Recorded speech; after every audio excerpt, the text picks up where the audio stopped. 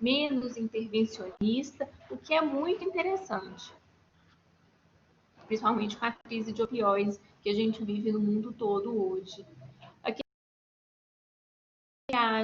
que é uma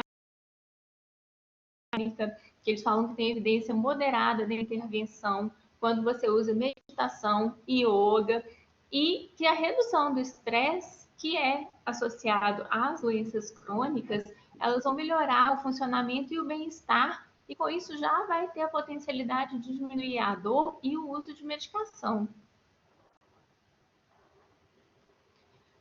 Dor relacionada ao câncer. Então, a gente tem aqui o Cancer Journal, que fala dessas terapias integrativas. Então, ele coloca que a prática mente-corpo, acupuntura, massagem, musicoterapia tem efeito comprovado na redução da dor. Eles colocam que meditação, mindfulness, yoga e as massagens, eles não mostraram um efeito terapêutico direto, mas por aliviar a ansiedade, por acarretar em mudanças do humor que são comuns associadas à dor e à doença, então eles vão ter um efeito positivo. E esse último foi um artigo mais completo, que ele fala de todos os tipos de terapias complementares e alternativas.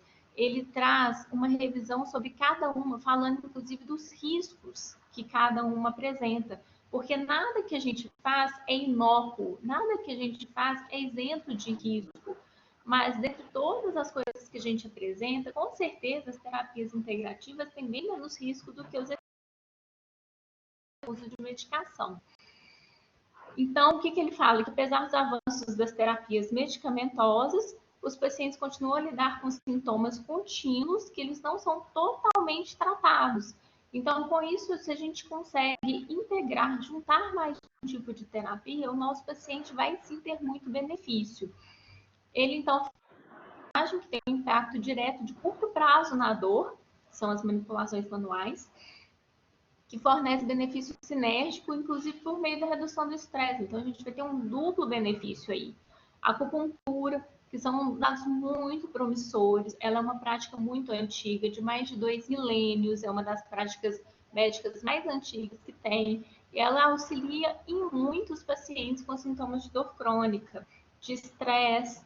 Tem a suplementação dietética, tem os fitoterápicos, que eles são muito úteis e abrangentes também. Tem vários estudos que mostram que eles têm, sim, boas funções. Tem muitos que falam sobre a brosvelha. Então, eles são efetivos se bem indicados. Mindfulness, yoga, falando sobre o tratamento do estresse como um componente significativo no processo de adoecimento dos nossos pacientes e que essa redução potencializa o bem-estar. Então, por que PICs? Porque o conceito de saúde é o estado de completo bem-estar físico, mental e social.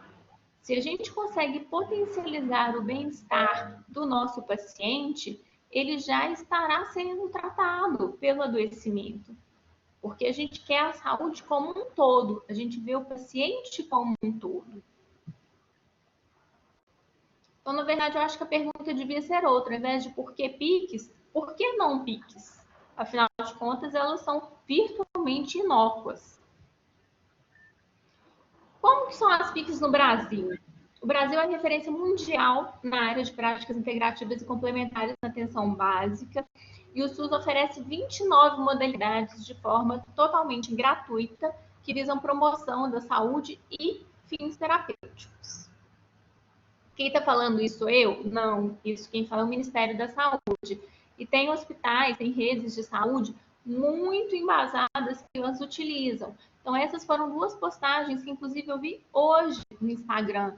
Uma da Unicamp, que fala desse estudo que associa dor crônica, depressão e estresse, ou seja, aí entra o mindfulness, a yoga, meditação, para poder diminuir esses sintomas.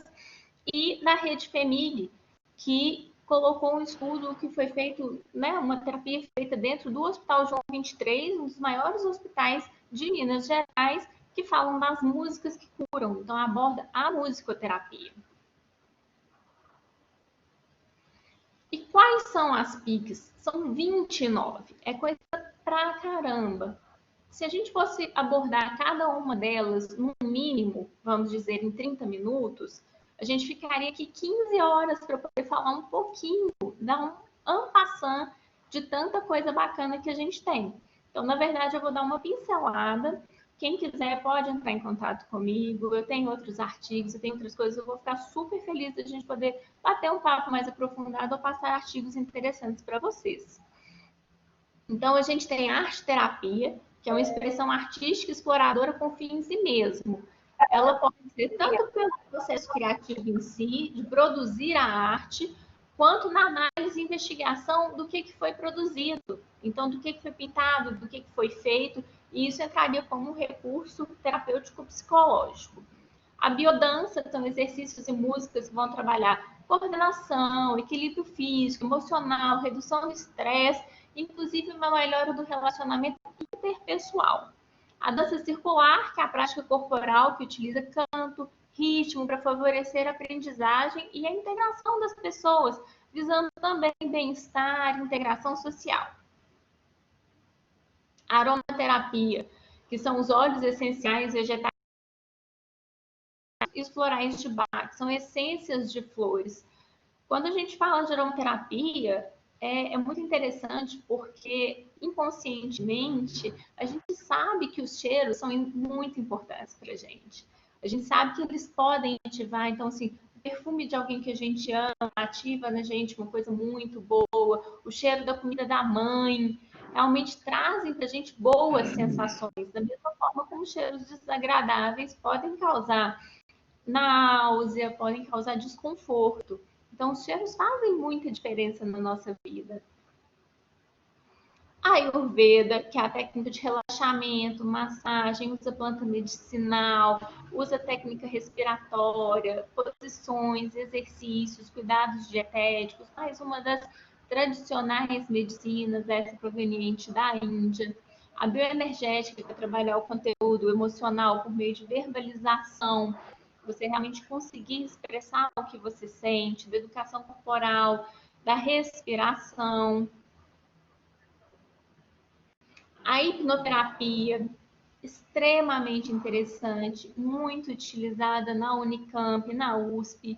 Eles têm realmente pessoas que trabalham dentro do hospital, nas clínicas de dor, para poder conseguir fazer uma melhora dos pacientes. Porque você consegue fazer uma alteração do subconsciente de cada uma dessas pessoas.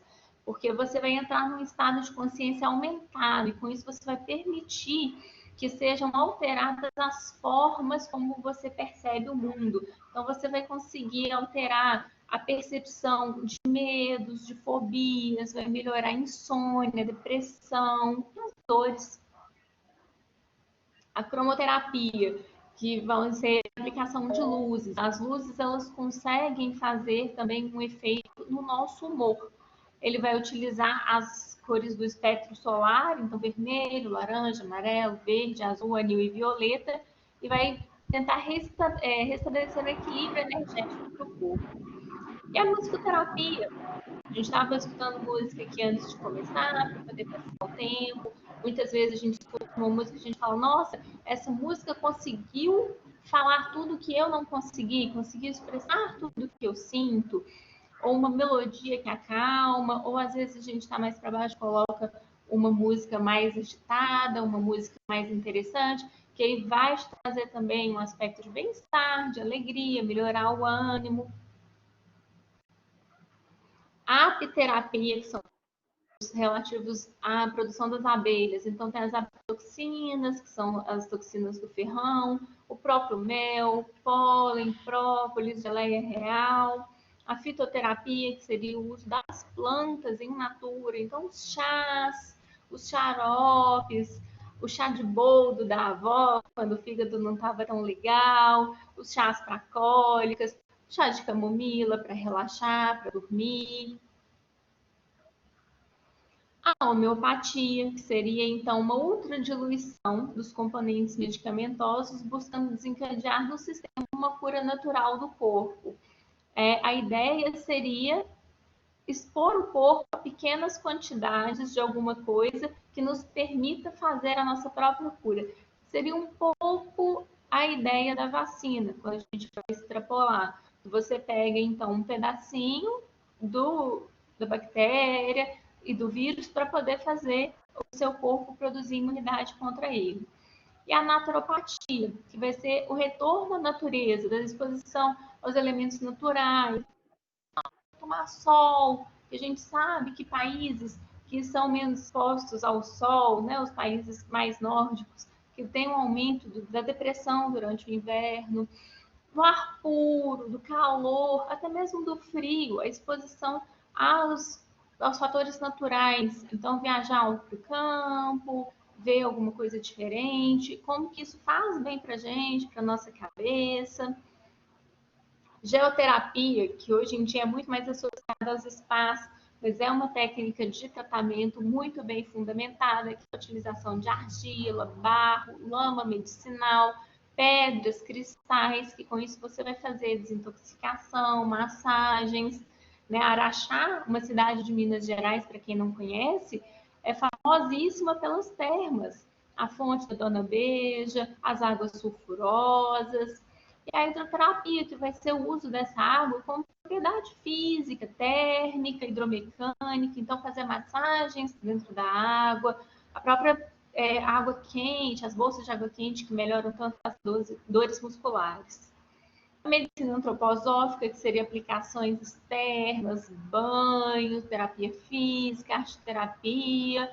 A gente vê que as próprias picas elas são muito interligadas, que uma usa muitas características de outros pontos que também são validados. Isso é muito interessante, porque quanto maior a gama de terapias, quanto maior a gama, o arsenal que a gente puder utilizar, melhor vai ser para o nosso paciente. E a ozonoterapia, que hoje é tido como uma terapia experimental para a medicina, porém já é utilizado na odontologia, na veterinária, em procedimentos estéticos, e tem um poder muito interessante de fazer anti-inflamação. Então, na verdade, ele é um anti-inflamatório natural muito interessante e faz, inclusive, melhora de infecções, feridas. A aplicação pode ser por via inalatória, subcutânea, intramuscular ou até mesmo retal, que a gente viu que deu uma certa burocracia, que foi um certo furor, porque tinha sido falado sobre a aplicação de ozônio retal no tratamento do Covid.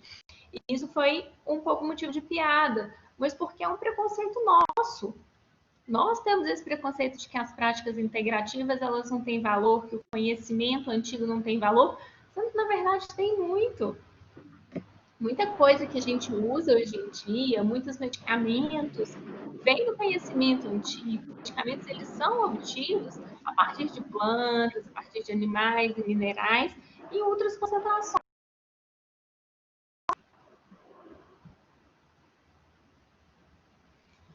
E outras que a gente tem também de transmissão de energia. Então, seria imposição de mãos, reiki, que são para poder mandar uma energia positiva para a pessoa.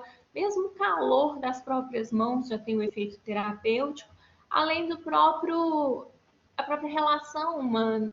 Ali é um momento em que você pode conversar, desabafar, ter um contato mesmo com uma pessoa, né? Que você pode ter um vínculo que vai poder te ouvir, que vai te ajudar a tratar.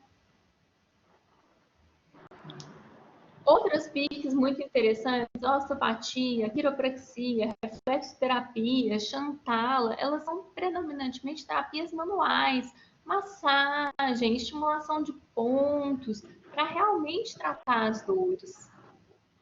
O que a gente viu nos estudos tem uma relação direta. E outras que são mais da parte psicológica, então constelação familiar, que vai ser você tentar reconhecer a origem dos seus problemas, de onde eles vêm, qual a relação que isso tem com a sua família, as terapias comunitárias integrativas, que você vai, na verdade, se colocar dentro da comunidade como uma pessoa útil. Você vai poder oferecer um ombro amigo, oferecer um serviço. Então, isso faz uma aproximação comunitária e redução dos níveis de depressão. Tem a meditação, que a gente vai treinar a focalização da atenção, um modo analítico, não discriminativo. Aí a própria yoga, que vai fazer a prática corporal e mental para controlar corpo, mente, que são coisas muito positivas e vão fazer uma redução muito bacana do estresse. Agora o Dr. Paulo vai falar um pouquinho sobre a medicina tradicional chinesa e da auriculoterapia, que são as práticas mais conhecidas, são as práticas que hoje em dia a gente tem mais estudos sobre e que tem muita aplicabilidade.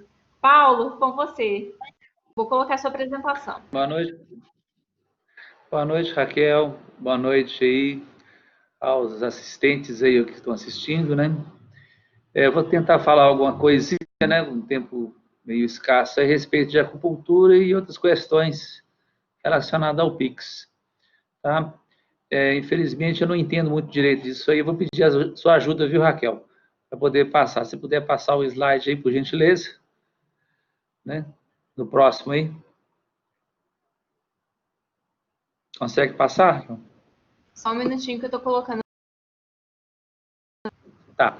Bom, gente, é o seguinte, vocês viram aí que o Pix tem muitas informações, né, que inclusive são construídas, né, num tempo indefinido. Eu falo tempo indefinido é o seguinte, são saberes de comunidades, de pessoas que eram pessoas preocupadas com outras pessoas. Então, eu vejo uma pessoa que eu gosto, que eu amo, sofrendo, então o que eu poderia fazer? Eu teria que fazer alguma coisa para ajudá-la. Então, isso vem sendo construído na história humana mesmo, né? Seja em comunidades, aí, abre aspas, indígenas, por exemplo, que tem a forma deles se preocuparem com seus pares. Então, o que eles teriam que fazer? Eles construíam um saber, né? E como se catalogava isso? Poderia ser por via oral, de transmissão oral? Seria através de algum outro recurso, né? Então, por conta disso, teremos que entender, por exemplo, se eu vou entender um pouco a respeito de medicina tradicional chinesa, eu vou colocar para você alguns marcos conceituais, mas partindo de uma premissa que nós temos que entender que é um fluxo de evolução, né? Não existe nada estático. Existe estático, talvez, alguns saberes, mas que com o tempo vem demonstrando que tem algumas coisas positivas ou outras negativas, que, de certa forma, o ser humano vai utilizando do seu interesse. Tá? E a figura, por exemplo, desculpa, Raquel, voltar só um pouquinho à figura anterior, né? Para você ver que, por exemplo, já tem uma figura de um manequim, né, onde passa linhas de alguns pontos. É só para você ter mais ou menos essa imagem. Pode passar para a próxima, por gentileza. A próxima figura aí. Aí vem os conceitos, como eu coloquei para você. Né? Desculpa, volta anterior aí, Raquel. Conceitos, medicina tradicional chinesa, também conhecido como medicina chinesa. Aí colocou-se esse nome aí que eu nem me arrisco a falar em chinês. É a denominação usual dada ao conjunto de práticas de medicina tradicional em uso na China, desenvolvida ao longo de milhares de anos da sua história. Tem-se relatos, mais ou menos, de uma possibilidade de ser de 8 mil anos, de civilização. O que seria uma civilização?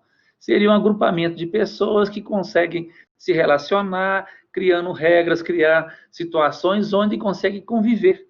E a partir do momento que conseguem conviver, cria-se também uma medicina. Afinal de contas, nós temos que cuidar das pessoas que estão convivendo naquela sociedade. Então, começa a gerar prática, começa a gerar pensamentos, raciocínios e estruturas para essa sociedade sobreviver, né? Agora, vamos pensar. China hoje, nós temos na visão nossa, no mapa mundi, uma figura. Agora, imagina a China no ano 1000, no ano de Cristo, ou antes disso. Como é que seriam as fronteiras? Como é que seriam as relações humanas de construção de nação?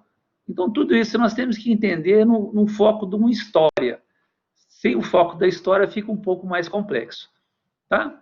E aí eu dou exemplo para você que em 1958 oficializou-se sobre a medicina tradicional chinesa, a hibridização entre as medicinas chinesa e ocidental. E por meio do desenvolvimento da pesquisa biomédica sobre a acupuntura, cresceu o distanciamento do saber tradicional. O que quer dizer isso aí? Que começa, de repente, a ter algumas dicotomias a partir de que a ciência começa a aprofundar também no conhecimento e na busca de informações, gerando conhecimento e sabedoria. Você entende? E em 58 já começou isso, foi lá na China através do Mao. Pode passar o próximo, por gentileza.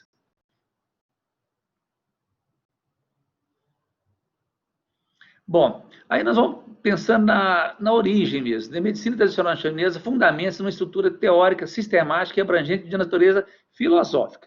Ou seja, uma sociedade, para existir, o ser humano, eles começam a ter alguns conceitos que são, de certa forma, meio unânimes. Ou seja, a gente tem alguns conceitos que a gente tem que começar a ter uma certa identificação com isso aí, né? Então, tem base no reconhecimento de leis fundamentais que governam o funcionamento do organismo humano e sua interação com o ambiente, segundo o ciclo da natureza.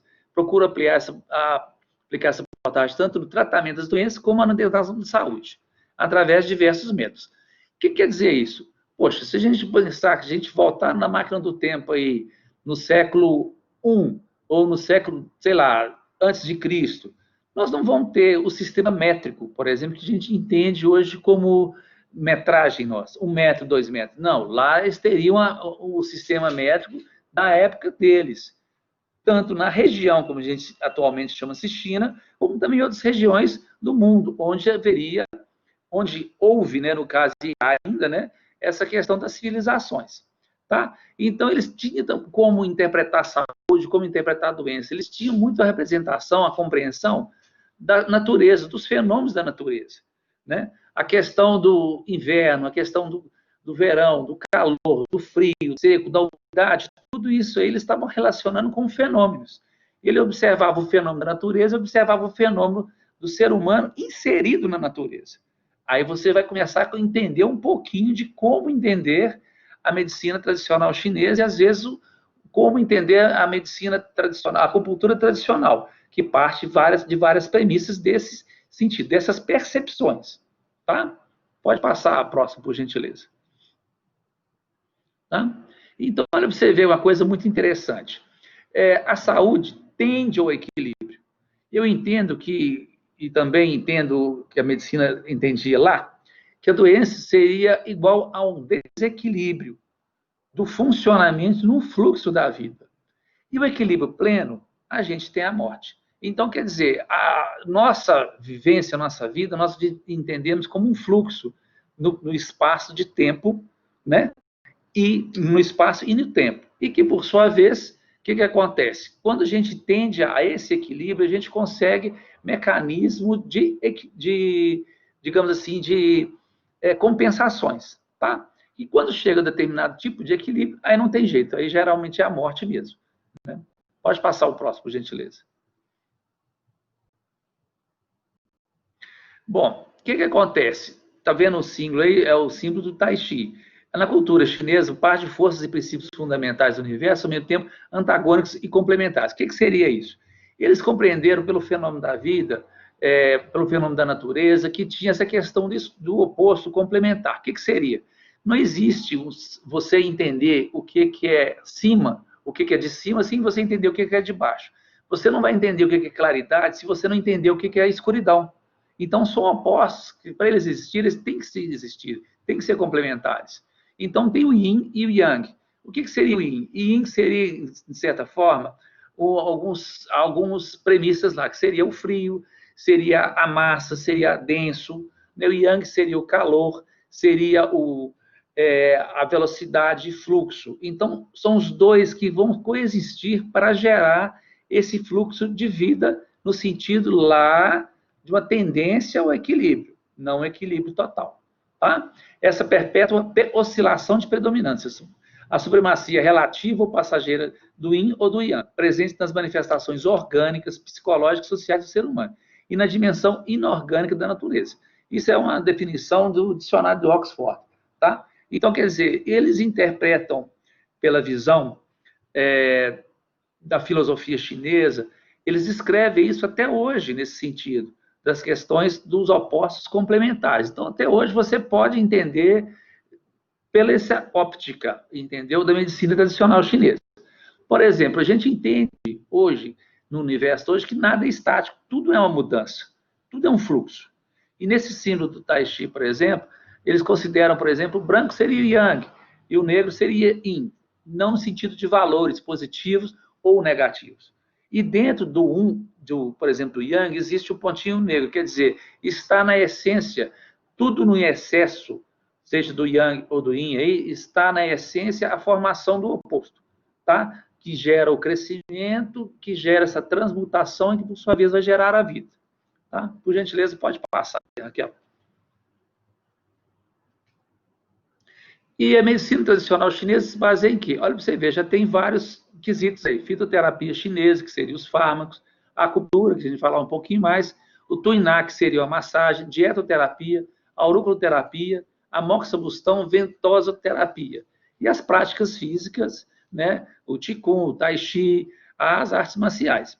Então, a medicina em si, seja ocidental ou oriental, elas se parecem, elas se interligam muito nas as orientações básicas para se ter a saúde, que é a tendência ao equilíbrio.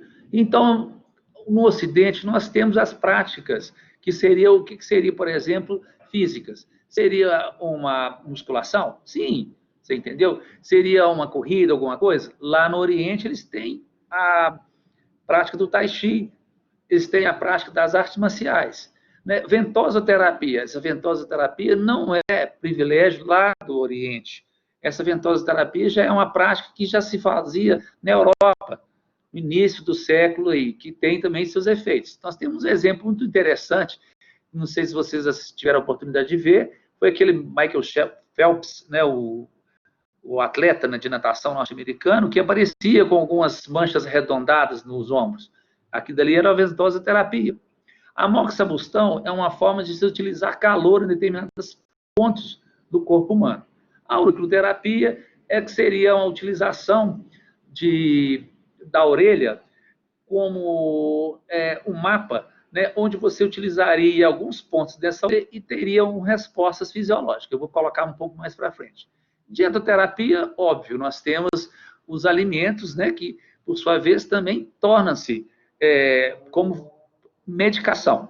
E é curioso, o doutor Hildebrando, vou até citar ele aqui, que ele falava assim, olha, é muito interessante, lá no Oriente, lá na China, que ele esteve presente, ele falava, eu não entendo como você tratar de um paciente saudável com a mesma dieta de um paciente doente.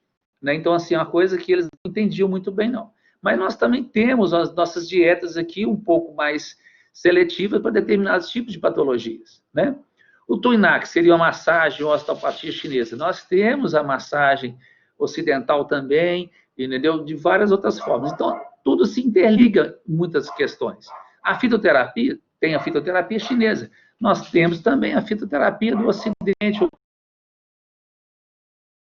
nossas raízes dos indígenas mesmo, e, por exemplo, das fitoterapias lá da África, ou seja, que foi transportada para nós aqui também através da colonizações e de trazer, né, dos negros para o Brasil, e nisso também veio junto à cultura.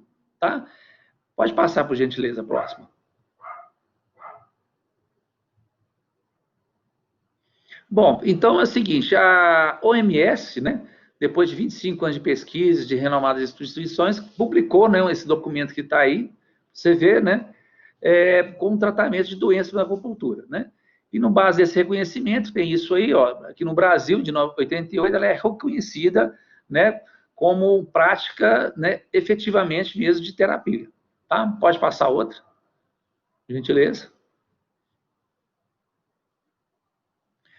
E o que é acupuntura? Então, o que seria isso? É um método terapêutico que caracteriza por inserção de agulhas. Então, acu quer dizer agulha, vem de agulhas. Puntura seria pontos. Então, no nosso corpo humano, temos vários pontos catalogados pela medicina tradicional chinesa, e esses pontos, por sua vez, quando eles são estimulados com agulhas, eles começam a apresentar fenômenos. E esses fenômenos nos mostram, às vezes, nitidamente, a pessoa torna-se um pouco mais tranquila, a dor começa a diminuir, tudo isso aí através desses estímulos, tá?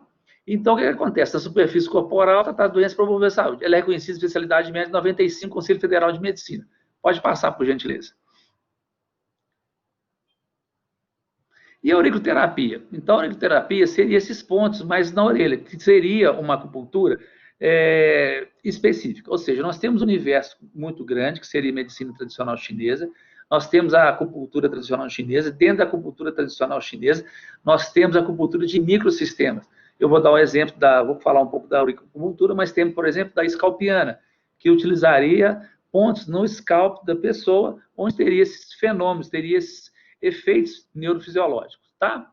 Esses pontos podem ser utilizados com agulhas, sementes, cristais, laser mocho, infravermelho e etc. Pode passar, por gentileza.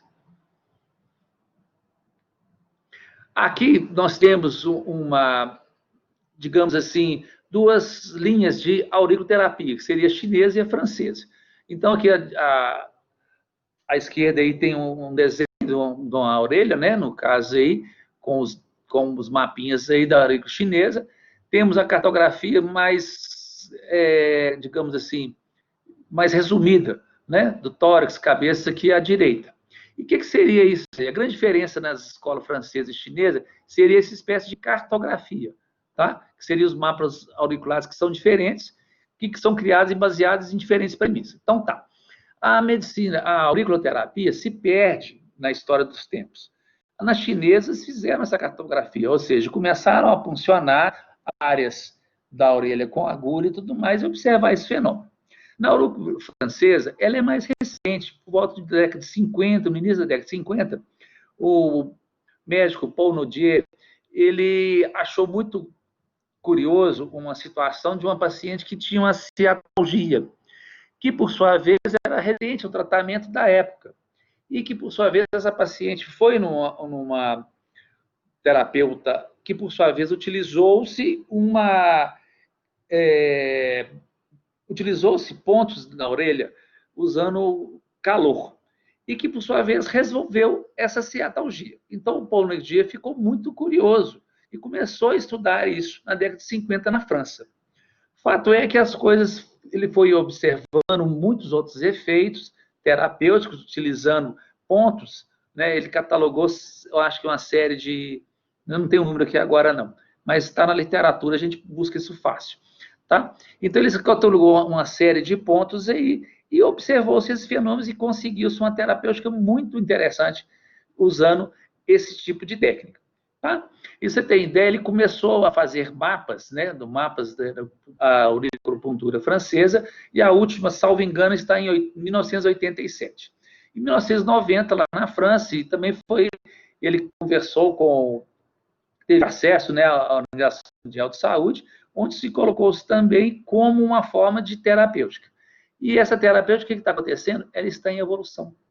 Eles já não pensam muito, por exemplo, a francesa já não se pensa muito em pontos, pensa-se mais em áreas, em regiões, em zonas específicas da orelha para tratar diversas aí, no caso, diversas morbidades, tá? Então é muito interessante a gente ver que é um processo de evolução da sociedade, da medicina tradicional chinesa, da China se extrapolou-se para o mundo, na região do Oriente, e como esse mundo nosso hoje estão cada vez mais interligados, nós começamos a ter esses saberes lá da China. Da mesma forma, a medicina convencional também foi para a China, e da China trouxe para nós a acupuntura, e nós estamos estudando tudo isso junto e em processo de evolução, não para. Por gentileza, pode passar a próxima. Tá? E aí eu preciso colocar aqui alguma coisa, que é o seguinte: o efeito da acupuntura e também da auriculoterapia há muito vem sendo estudado e tem sido explicado por princípios mecânicos e mecanismos fisiológicos. Os estímulos feitos em regiões específicas do corpo, seriam no pontos, né, de acupuntura, chamados pontos de acupuntura, através de ampla rede neural periférica, alcançam o sistema nervoso central. Dessa maneira, provoca o fenômeno de neuromodulação, ou seja, já é um conceito mais recente aí, gente. Em 3 níveis: locais, onde quando você coloca a agulha, ou seja, você estimula o sistema nervoso periférico, onde através dessa agulha vai gerar um monte de processos bioquímicos neuromodulados, tá?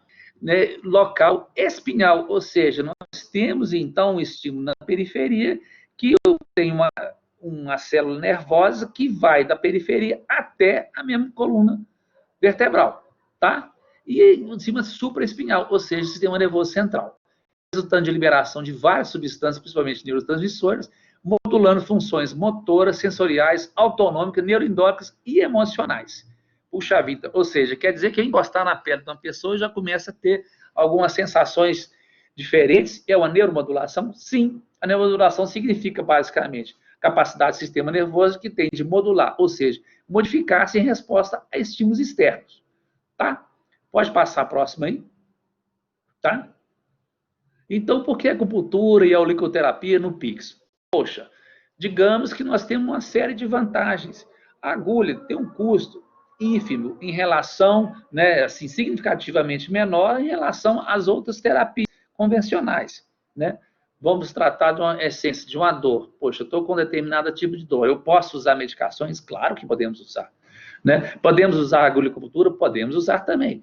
Qual vai ser mais efetiva? Não sei. Aí nós temos que fazer a principal pergunta é quem nós estamos tratando? Quem é essa pessoa que está com esse problema de saúde? Tá? Então, o que acontece? A acupuntura e a auriculoterapia é uma técnica, como já coloquei para vocês, muito barata para o preço e relativamente inócua, né? Que, assim, de certa forma, os pontos que a gente utiliza de acupuntura não chega a aprofundar e são agulhas muito finas e que, por sua vez, geram um pouco de dor. Sim, às vezes geram uma pequena dor na introdução, mas, no geral, gera outros fenômenos que vão, inclusive, aliviar a dor, aliviar o estresse e aliviar essa sensação de sofrimento da pessoa, tá? E ela, por ser barata, e ela, por ser, assim, de certa forma, inócua, ela fica mais acessível a uma quantidade maior de pessoas.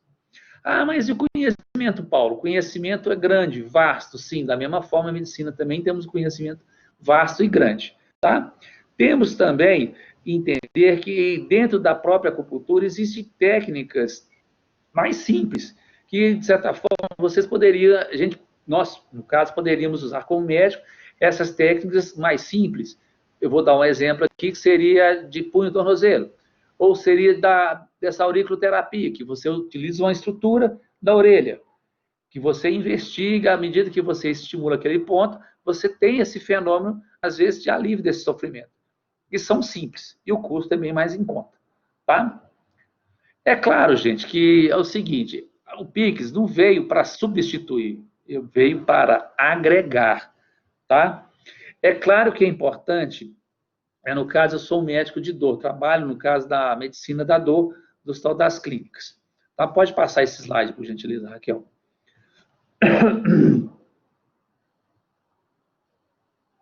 Alô, Raquel? Aí, o que acontece? Se no Hospital das Clínicas, o que a gente percebe lá? Dentro do hospital, esse aí, meu menino, aí, não sei se vocês vão observar, mais ou menos na região da testa, tem umas 3 agulhinhas lá. É como eu estava tratando um pouco da questão da sinusite dele. Aí, o que acontece? No Hospital das Clínicas, a gente trata de dores, inclusive, a dor é um sintoma que a pessoa te fala. Nós não temos um algômetro, né, para te falar se essa dor é tal ou se essa dor realmente é de 2 ou a dor é 10, como a gente coloca na escala visual analógica. 0 é dor nenhuma, 10 é dor máxima. Então, o que eu posso fazer? Eu tenho que acreditar na dor do paciente. Estou dando exemplo de dor, tá, gente? Aí, o que acontece? Determinado quem que eu trabalho, vou dar um outro exemplo, por exemplo, de um paciente que tem um câncer, de um estado terminal, que tem uma dor muito forte. A acupuntura pode ajudar? Pode ajudar, mas, porém, nesse paciente, talvez a indicação mais interessante, mais segura para ele seria uma intervenção mesmo, cirúrgica, onde você vai fazer uma neurólise, onde vai ter um alívio de dor. Por que a gente pensa na neurólise nessa situação? Gente, que às vezes a situação do paciente, ele tem um prognóstico muito reservado. Então, se eu faço a neurólise, ele vai ter um alívio, um conforto, uma diminuição de sofrimento muito importante. Da mesma forma, eu vou trazer para a dor. A dor, nós temos que entender também que a grande maioria das pessoas que sentem dor, eles não vão precisar de uma técnica de neurólise. Me ajuda a ajudar aí, tá? Eles podem utilizar com bloqueio? Sim, mas a grande porcentagem, ele vai de certa forma, vai ajudar nesse sofrimento, ajudar nessa dor que ele tem, com técnicas talvez mais simples.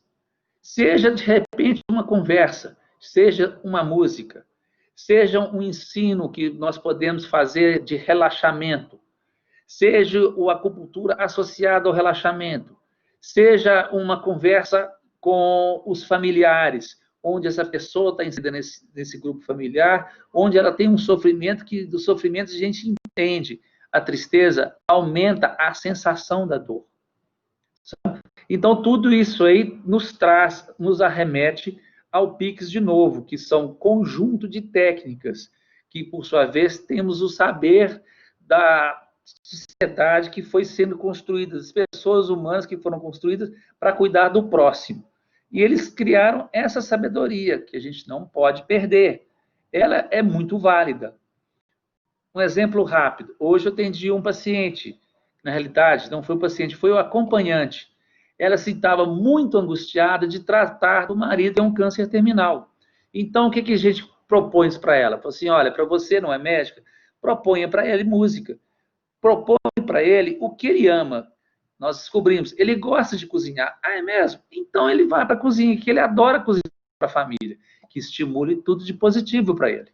Tá? Então, gente, é mais ou menos as coisas básicas que eu gostaria de falar, porque o conhecimento é muito grande, eu não tenho como acrescentar muito detalhe, que seria outras aulas e vai ser muito longo esse detalhe. Então, estou à disposição para o que vocês quiserem perguntar, né? Passei aí vocês aí o canal de e-mail, né? E damos presente aí, Raquel. Pessoal, se vocês quiserem perguntar alguma coisa. Um questionamento para o Dr. Paulo, para mim, estamos à disposição de vocês.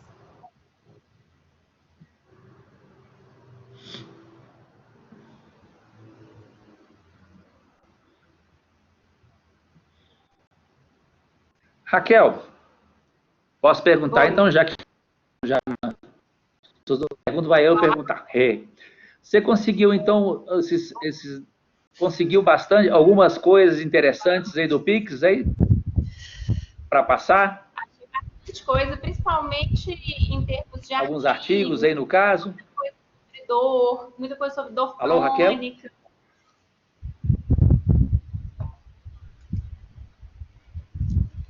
Está me escutando, Paulo? Estou te escutando.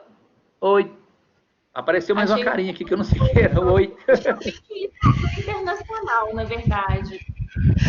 Mas tem algumas coisas aqui no Brasil a respeito, né? Uma coisa que eu achei bastante interessante é esse fato, né? Nós somos o país que mais oferece em termos de saúde pública e básica, mas nós não temos tantos estudos a respeito disso. Nós somos um pouco mais céticos.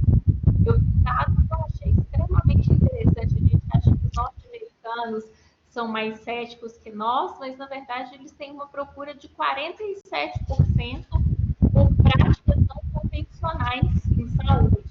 Talvez porque eles têm um sistema de saúde mais caro, mais difícil, ou simplesmente porque eles tenham, na verdade, uma mente um pouco mais aberta. Mas é bastante interessante isso.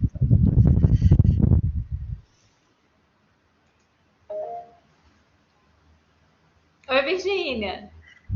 Oi. É um prazer estar aqui nessa live e escutar essas coisas que a gente está vendo, né? E a gente está vendo isso nos hospitais, a gente está vendo a inserção das PICs nas UTIs, como o reiki, por exemplo, né?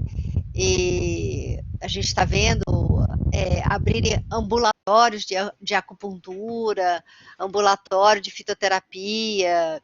Então, assim, muito feliz de poder escutar o compartilhamento dessas experiências, né?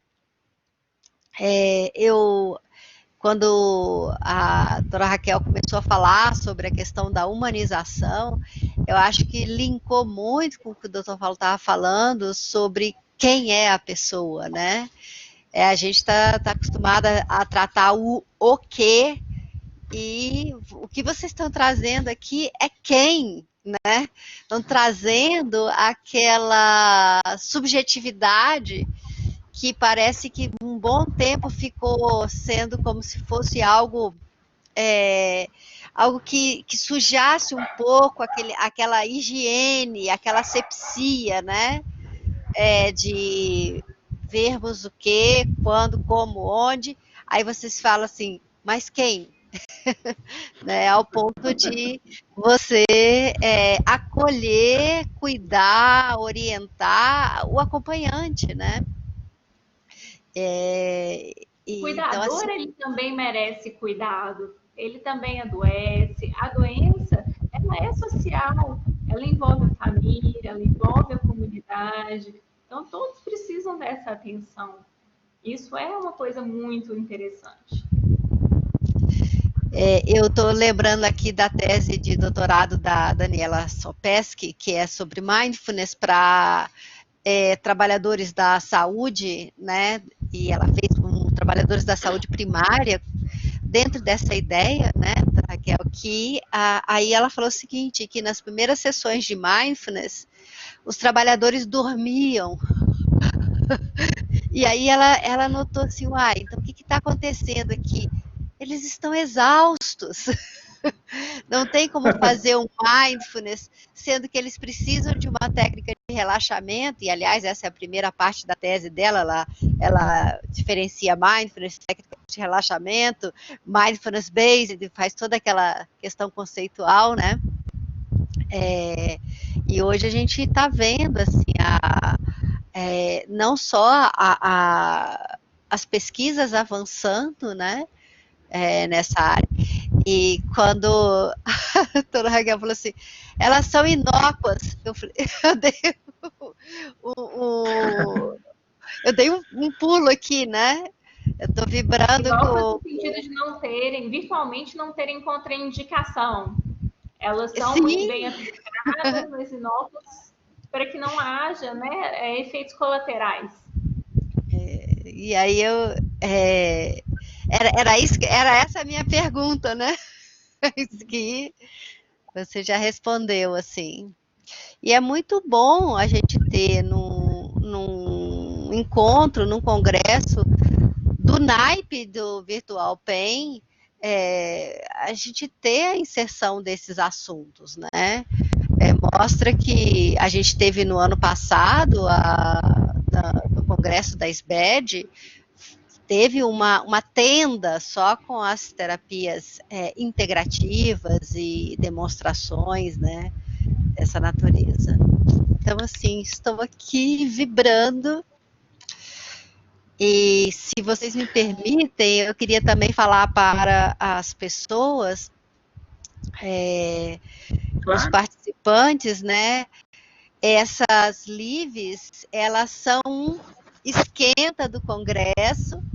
Então, entrem lá no nosso Instagram, façam a inscrição, façam com antecedência, porque primeiro que você vai ter descontinho, né? E vejam, acompanhem essas lives aqui, que são literalmente uma prévia do que vai acontecer lá. Tá imperdível, né, doutora Raquel e doutor Paulo? Com certeza, tem muita coisa boa por aí, gente. Eu gostaria de aproveitar a sua deixa a respeito, né, Raquel, que vocês duas aí comentando, que focar na questão do quem como um universo mesmo. Minha formação original é de pediatria e já vivenciei na medicina intensiva e pediátrica, em consultórios e pronto-socorros, ou seja, em universos diversos, né? No caso aí, as situações. E uma das coisas que a gente coloca, muito importante, é justamente o universo onde essa pessoa, esse paciente está inserido. Sabe? Porque, às vezes, a questão que chega para a gente, com o fim da dor, chega a dor, mas não é bem essa dor. É uma situação de vida que ela está com muita dificuldade de conseguir se resolver. Às vezes, como diz, tem um câncer, resolvo o câncer? Não, às vezes o câncer não tem como tratar, como curar, mas eu tenho como tirar esse sofrimento, acolher essa pessoa ou fazer o acolhimento dessas pessoas todas que estão envolvidas naquela situação de vida. Né? Dou um exemplo clássico no caso do CTI pediátrico, por exemplo, que uma criança, quando recebia a mãe no CTI, ela começava a ficar mais instável. Poxa, mas a mãe que entrava, sim, porque a mãe entrava de uma forma, ela se expressava com muito sofrimento frente à situação da criança. Ela, às vezes, não conseguia se expressar de outra forma. E a gente, como intensivista pediátrico, às vezes a gente perde um pouco desse foco dos cuidadores, como mesmo a Raquel ponderou aí pertinentemente. Então, o que acontece? Nós tivemos que abordar a mãe, conversar com ela de outra forma, de como ela aproximar do próprio filho.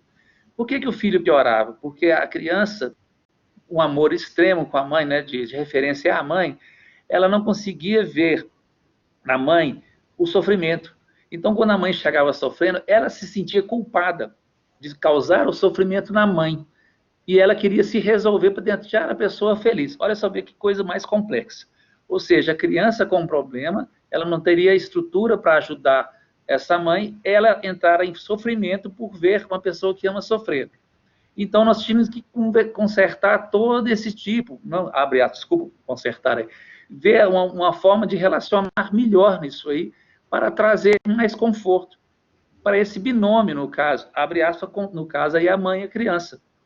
E da mesma forma, eu já assisto também, atendendo pacientes idosos, que nós temos que estar muito atento ao cuidador, porque às vezes o paciente idoso, ele não dorme, ele não descansa, e o cuidador entra no ritmo do cuidado. E o que acontece? Ele desgasta também por conta das obrigações, de ter de cuidar, de dar os remédios, essas coisas todas. Então, assim, o médico que vai cuidar dessa situação, ele que tem que estar muito atento mesmo a esse sentido. Nesse sentido, porque se eu cuidar do cuidador, ele vai cuidar bem de quem ele está cuidando.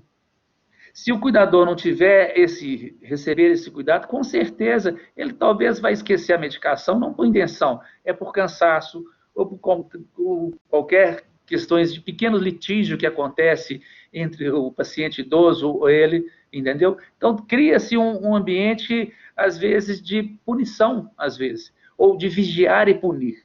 Esse clima não é um clima, assim, digamos assim, ideal, cara. Você entendeu? Que eu acho que seria interessante você gerar uma construção. E essa construção, ela não é, tipo assim, pontual. Ela é um contínuo. Você entende? O que é um contínuo? É o que vier. É muito interessante quando a gente usa o termo do mindfulness, que é você estar presente no momento. A angústia muito grande das pessoas sofrendo é justamente se retratar no futuro. Ah, no futuro meu vai ser muito triste, eu vou sofrer mais, a pessoa que o meu filho vai sofrer mais, a pessoa que eu amo vai sofrer demais. Assim, gente, um dia após o outro. Vamos focar no agora? Vamos tirar as culpas? Vamos tentar ver o que nós podemos fazer. Então, tudo bem, vamos basear nos problemas. Quais são os problemas? O problema é esse, esse, esse. Nós resolvemos esse problema? Oh, que ótimo, resolvemos. Beleza, vamos resolver. E esse aqui não resolveu, não. Ótimo, nós resolvemos, que não conseguimos resolver. Agora, num outro momento, pode ser que se consiga. Consiga, talvez, digamos assim, não resolver o problema diretamente, mas a gente consegue contornar ou diminuir esse sofrimento, sabe? Eu trabalho com dor, então eu vejo muita ligação de dor e sofrimento. Eu vejo muita questão de emoção e muita questão da razão. Uma coisa é você falar com o paciente, você tem que tomar essa medicação. Ok, ele sabe que tem que tomar no córtex dele, mas na emoção, às vezes, ele não está tocado, ele não está sentindo que dali que tem aquela necessidade realmente que vai ajudar, que vai ter um link de emoção, que vai ter, que tomando remédio eu fico um pouco melhor e, por sua vez, eu vou ganhar coisa. Cara, você vai ganhar uma independência, vai poder fazer as coisas que você ama. Você vai estar numa condição melhor junto com as pessoas que você ama. Cara, isso é uma forma de terapêutica da nossa fala.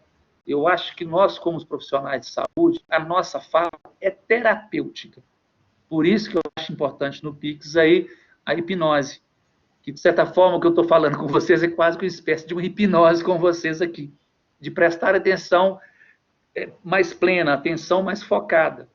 Então, você vai, como médico, como profissional, selecionando, escolhendo as palavras, falando com mais pausadamente. Isso é técnica de hipnose, cara. Você vai, talvez, se fazer transmitir e, abre aspas, fazer esse paciente entender que ele tem outros ganhos além do universo que ele consegue enxergar.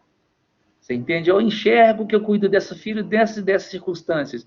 Nós, como profissional, você, cara, de repente você tem uma outra opção. Você já pensou em possibilidade de ler para ele uma história em quadrinhos? Não, já li isso aí. Tá bom, então você já contou para ele como você foi num casamento, num relacionamento, como é que era a sua infância? Pô, nunca falei disso. Isso é uma abordagem, sabe, gente? Ou seja, que nós, como profissionais, a gente traz da nossa experiência, às vezes, da nossa vivência. Tá aí, Pix, também, sabe, Raquel? Por exemplo, a gente lembrar das histórias que os pais nos contavam. A gente lembrar que, de repente, olha, o chá de camomila, por exemplo, ajuda a acalmar. O cheiro da lavanda ajuda também a diminuir, a facilitar o sono. Mas cheiro, claro, gente, cheiro vai aonde? Cheiro é uma substância química que vai afetar nos nervos olfatórios, do nervo olfatório seu, que por sua vez vai ter link com o sistema cerebral, cara, que por sua vez vai ter um fenômeno. Qual vai ser esse fenômeno? Cara, vamos observar. Talvez vai ser uma coisa muito interessante, muito fantástica.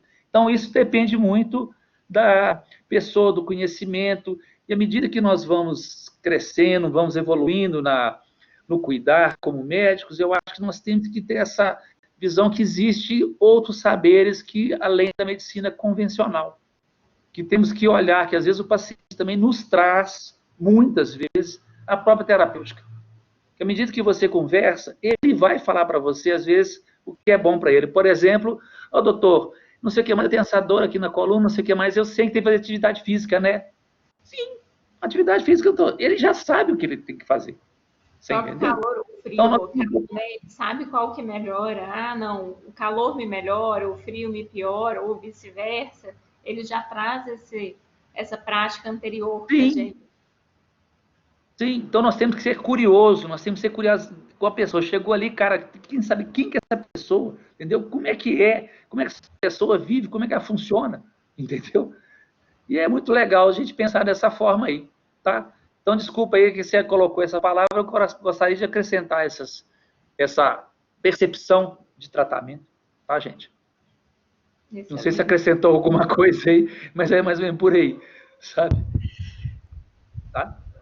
É uma mudança paradigmática, é uma mudança de olhar, mas é uma mudança muito positiva, né? E como o senhor mencionou, a gente tem hoje, né, todas as pesquisas da neurocognição já literalmente correndo atrás do que vovós, vovó, vovô já estavam dizendo para nós, né? Tem vários pesquisadores. Friagem faz mal nas costas. Indígenas, né, para saber o que eles usam de medicação, para poder, em cima disso, pesquisar novos remédios, novas formas de se tratar. E uma coisa curiosa, Virginia, que você estava falando do mindfulness no hospital, tem várias empresas que usam mindfulness para poder aumentar a produtividade. Eles colocam junto da ginástica laboral momentos de mindfulness para poder dar aquela quebra no cotidiano da pessoa, e isso aumenta. Tem estudos que mostram que você dá essa quebra, aumenta a criatividade, aumenta a produtividade. Inclusive, se ninguém tiver nenhuma perguntinha, eu queria propor, na verdade, um exercício respiratório, que é muito rápido e que a gente faz essa quebra. Você pode fazer quando você estiver estressado, pode fazer quando estiver com um problema mais difícil, que é sempre bastante interessante. Alguém quer posicionar mais alguma coisa? Nossa, Raquel, você quer propor? Você quer que eu faça? Sim, sim. Que eu fizesse? Não, que você fizesse? Posso propor. Na então verdade, tá. é uma respiração em 6 tempos. Então, a gente vai respirar. Legal. 1, 2, 3, 4, 5, 6. Aguardar 3. Então, segura e conta 1, 2, 3. Solta em 6 e aguarda mais 3. Só que uma coisa que é um pouquinho diferente. O adulto, ele tende a sempre respirar com o tórax. E, na verdade, essas respirações relaxantes, elas tendem a ser mais abdominal. Então, coloca a mão na barriga e sente mesmo o umbigo indo para frente e para trás. Então, eu vou aproveitar, como a musicoterapia a gente já sabe que faz bem, eu vou aproveitar e colocar uma musiquinha para gente poder fazer respiração. Então, podemos começar? Vamos inspirar, então, em 6.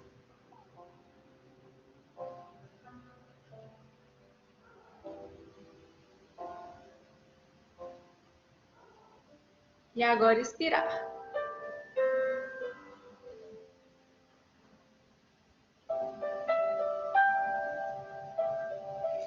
É simples assim. Você pode fazer uma respiração, mas quantas você achar necessário, isso já dá essa quebra no dia que você precisa, às vezes, mesmo para poder. Você teve uma situação de estresse, você vai poder pensar na forma como você vai reagir, ter aquele impacto imediato, inclusive falar muitas coisas que você não gostaria, agir da forma como você não gostaria, ter tempo para responder. Então, eu acho isso bastante interessante. Gente, eu gostaria de agradecer muito a presença de todos vocês. É a primeira sexta-feira que, pelo menos em Belo Horizonte, os restaurantes estão abertos. Então, a gente tem uma sexta-feira às 8h30 da noite com restaurantes abertos e muita gente compareceu. Eu fico extremamente feliz, porque é realmente um assunto que eu gosto muito. Porque na minha prática da residência na dor, acompanhando o Paulo, acompanhando os outros mestres, eu vi o tanto que as PICs são importantes e que elas funcionam sim. Pacientes que a gente estava tentando fazer desmame de opioide, indo para acupuntura e tendo uma resposta maravilhosa. Então, assim, isso para mim foi uma quebra de paradigma. Eu tenho que admitir que hoje eu estou aqui falando, mas que eu era uma pessoa extremamente cética, nada disso. Eu tinha dores de cabeça homéricas, faço até hoje, e uma das técnicas que muito me ajudou foi a auriculoterapia. Então, assim, foi muito interessante para mim. Sair de uma crise aguda usando agulhinhas. Foi para mim uma experiência única que foi o que me levou a fazer a especialização de acupuntura. Então, eu espero ter conseguido hoje quebrar esse preconceito que muita gente traz para que a gente possa realmente levar o melhor cuidado para os nossos pacientes, em vista o conceito de saúde, que ele é amplo, ele é um bem-estar geral e não só a ausência de doença. Não basta você dar um remédio, ele tem que ter essa capacidade mínima de buscar a felicidade, de buscar o que a gente mais preza, né? Não só ter vida, tempo de vida, mas ter tempo. É isso aí, Raquel. Foi muito bom também. E faça de suas palavras as minhas palavras também. Beleza? Gente, é um prazer. Se tivermos outras oportunidades. Assim, perguntas, nós temos milhões de perguntas, tá? A primeira seria, por que eu vou ver assim? Tá. É brincadeirinha.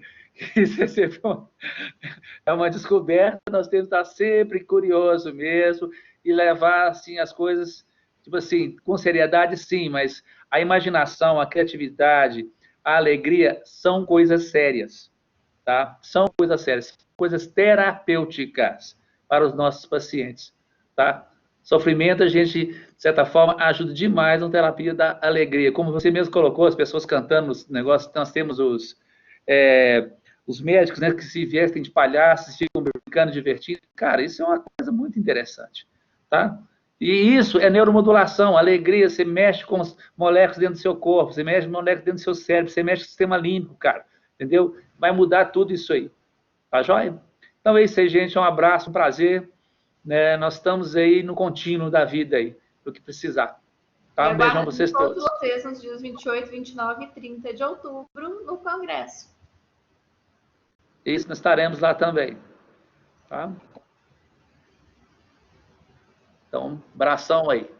Eu não sei como é que funciona.